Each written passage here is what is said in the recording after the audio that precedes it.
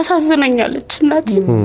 በቃ ማለት እሷ አርጅታለች ትልቅ ናት ከዘመዶቼ ተለይቼ እዚህ ብቸኛውን ዛፍ እንኳን ያለ ቅርንጫፍ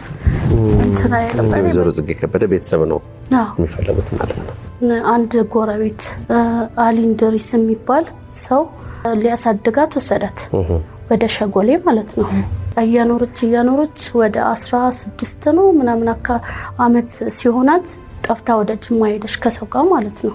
የእህቶቿንም ስም የወንድሞቿንም ስም አታውቅም ብዙም ጊዜ የእናቷና የአባቷን ስም ነው ግን በቃ ከቆይታ ብዛት እያስታወሰች አንድ 3 ወንድምና እህቶቿን አስታውሳለች ከቤተሰባቸው መጥፋትና አለመገናኘት ሁሌ ይረብሻታል እሷን ብቻ ሳይሆን እኔንም ነው የሚረብሸኝና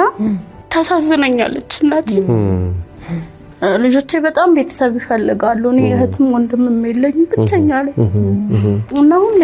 እኔ ከዘመዶቼ ተለይቼ እዚህ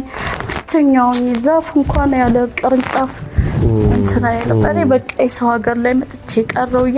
እያለቀሰች አይኗ ተበላሽቶ ነበረ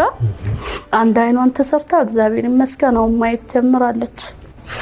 ቢገኙላትና በቃ ማለት እሷ አርጅታለች ትልቅ ናት ደስ ይላል በቃ አንድ እህት እንኳን ብታገኝ ይገኛል